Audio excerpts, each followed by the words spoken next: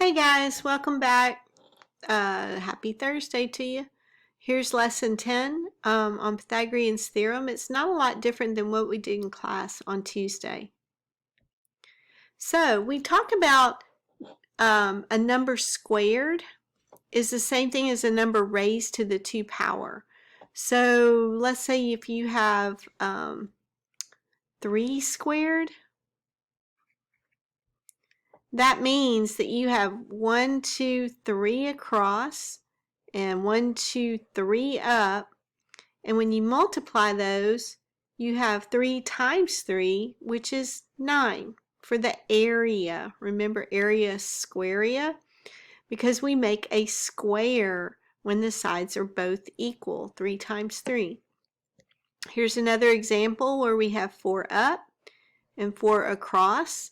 The area inside is 4 squared because it forms a square, and we get 16.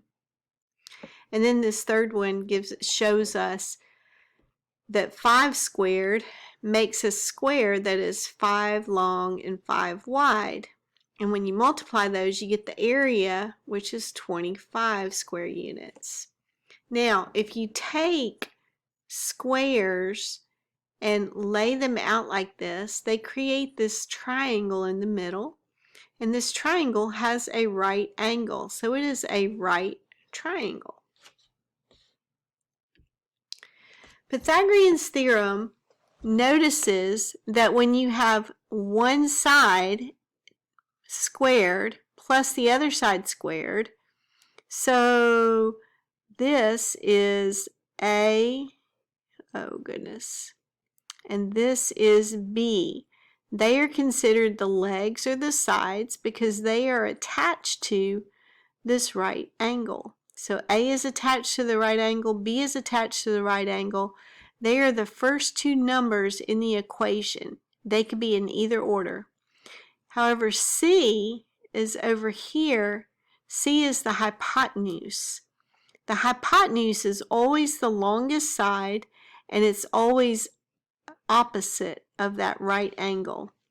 So A squared plus B squared equals C squared. Sounds great as long as you know which one's C and C doesn't get added.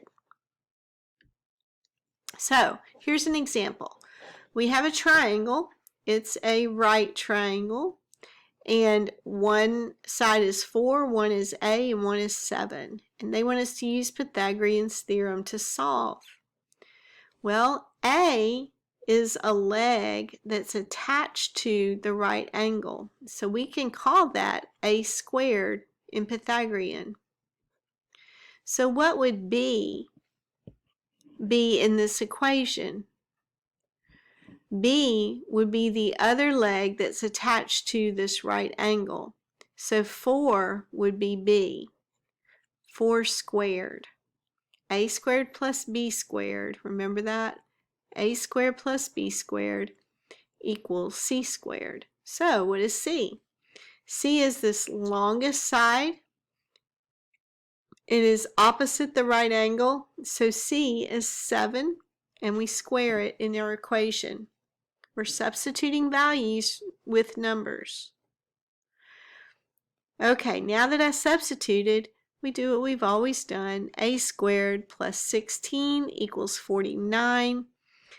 And if you subtract 16 on both sides, A squared equals 33. Then to undo this square, we have to take the square root on both sides of the equation. So the square root of square is just A equals the square root of 33. The square root of 33 cannot be reduced. There's nothing that squares to make 33. So that is our final answer. We found what A is. Square root of 33. Do not use your calculator to get a decimal estimate. You would report it with this radical, this square root of 33. Example 2. Here we use Pythagorean to find the distance between 2 points. We have 4, 2 and -3, 4. How do we start? Where do we begin? We begin by plotting those points.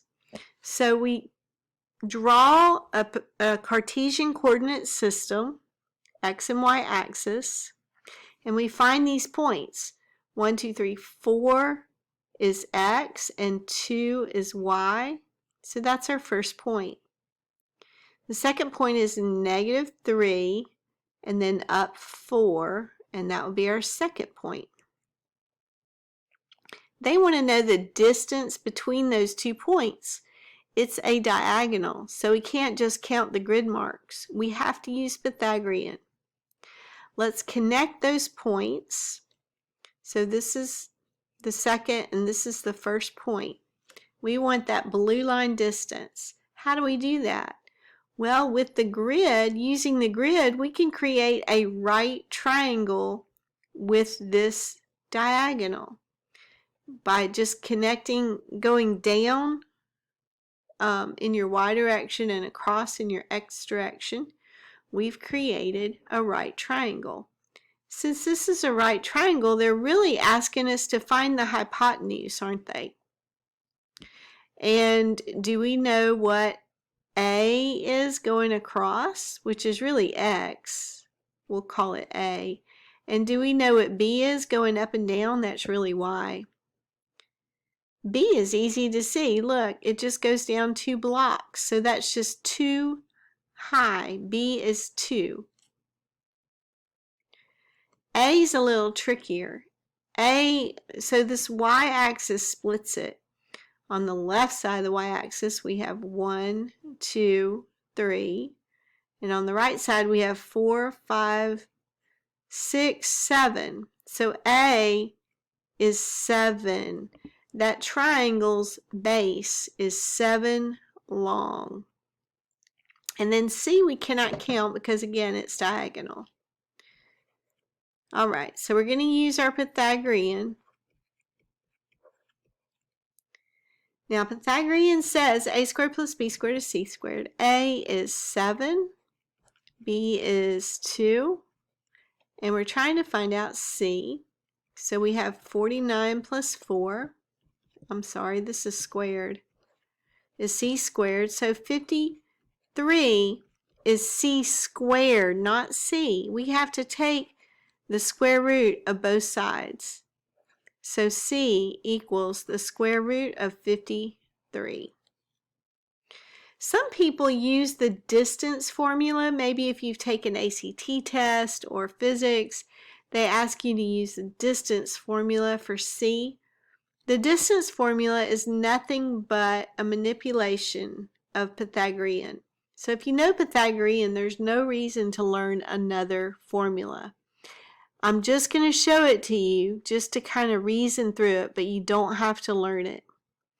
The distance formula looks for the distance here, c. Actually, they would call it d for distance.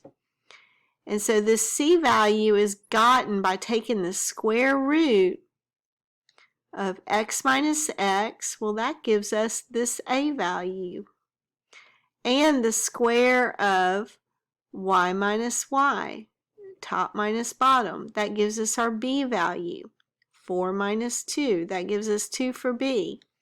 Here you have 4 minus -3. Minus a negative is plus a positive, so that gives us 7 for A. So I just wanted to show you that the distance formula is the same as using Pythagorean, but when they get to this point, you know, they're getting rid of the square of C by taking the square root of that other side. Just use Pythagorean, draw your triangle the way you're supposed to, and figure out your sides. Plug them in for A and B. I bet you can do this. This is lesson 10 in the Saxon Algebra 2. Good luck on your homework.